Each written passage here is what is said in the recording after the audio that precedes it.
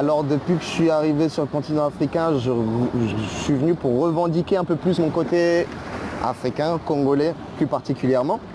Parce que en vivant en Europe, en ayant grandi en Europe, bien sûr, on connaît toutes les petites habitudes des Européens, comment on vit, le confort, ceci, cela. Mais au final, je ne connaissais pas beaucoup de gens de la famille, je ne connaissais pas la terre de certains de mes ancêtres.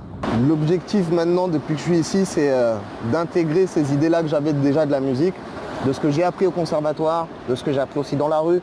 Parce que la musique, c'est bien d'en faire dans les académies, mais on apprend énormément aussi de la vie et de la rue. Donc mon but aujourd'hui maintenant, c'est vraiment de pouvoir marier, de représenter ce que je suis en réalité. Je suis un métis.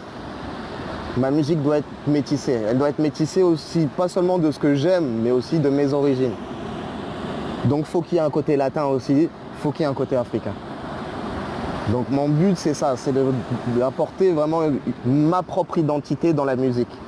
Beaucoup de gens l'ont déjà fait avant moi, ça je le sais très bien. Mais je veux apporter un renouveau, surtout ici au Congo où on manque maintenant, je trouve, d'identité musicale et artistique en général, pas seulement dans la musique. On parlait, moi à l'époque, quand j'étais en Europe, mon père me parlait tout le temps de poto-poto, ah poto-poto, poto-poto. Quand je voyais les photos aussi, je voyais une certaine émulsion. Quand je suis arrivé maintenant au pays, j'ai vu que c'est plus cette même émulsion. On a tendance à plus aller chercher de l'autre côté du fleuve pour dire que voilà, ça c'est de la musique congolaise.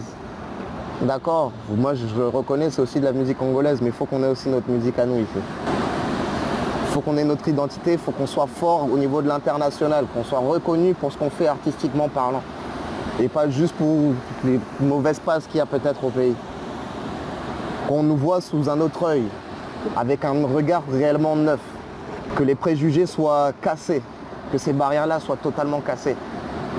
Aujourd'hui, on a la chance de vivre avec Internet. Mais au final, on se dit assez libre, mais les gens restent quand même un peu dans leur communauté, à rester dans leurs idées, dans leur manière de voir les choses. Et ce qui, je trouve, le plus intéressant, c'est de pouvoir casser ces barrières-là et leur montrer, non, c'est vrai, pendant un temps, c'était valable vos idées. Mais aujourd'hui, les choses ont évolué, elles ont changé. Nous aussi, on doit changer. Alors, quand j'écris mes textes et quand je pense vraiment à la création de ma musique, je pense souvent à l'éducation. Mon thème préféré, c'est quand même l'éducation. Aujourd'hui, on manque d'artistes qui sont là, non pas pour l'argent, mais pour la passion et la revendication. La musique, pour moi, il n'y a rien de plus vrai. Quelqu'un qui joue bien, il jouera bien. Quelqu'un qui joue mal, il jouera forcément mal. Par contre, une personne qui aime ce qu'il fait, même s'il n'est pas bon techniquement, mais il est passionné, il a envie de revendiquer, il a envie de le montrer aux gens. Même si à la base, il n'est pas forcément bon, mais il pourra transmettre des sentiments, d'une manière ou d'une autre, véhiculer. Et aujourd'hui, c'est ça. On oublie que la musique, c'est un véhicule.